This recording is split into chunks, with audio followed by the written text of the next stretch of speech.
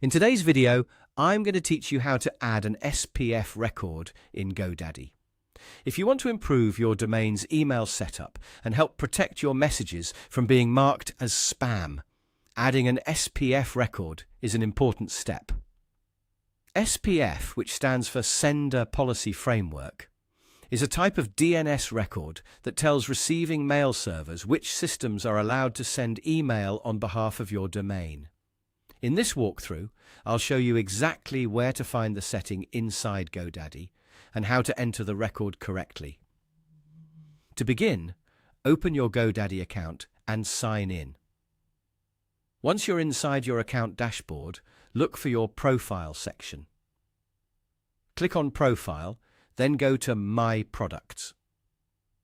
This area shows the services connected to your account, including your domains. Next, find the domain where you want to add the SPF record.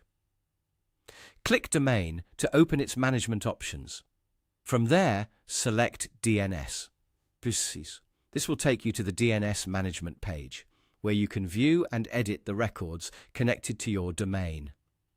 When you're on the DNS page, look for the option to add a new record. Click Add New Record. You'll now need to choose the record type. Since SPF is commonly added as a TXT record, select TXT from the list. Now you can fill in the record details.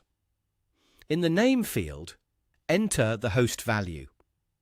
If you want to apply the SPF record to your main domain, type the @ symbol.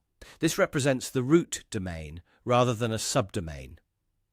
Then, in the value field, enter your SPF record exactly as provided by your email service or mail server provider. Be careful to copy it accurately, because even a small typo can cause email authentication problems. After that, choose the TTL value.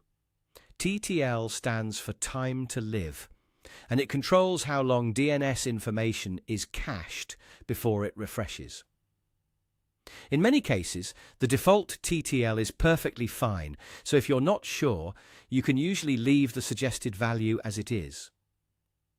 Once everything is entered, review the details one more time to make sure the record type, name, value, and TTL are all correct.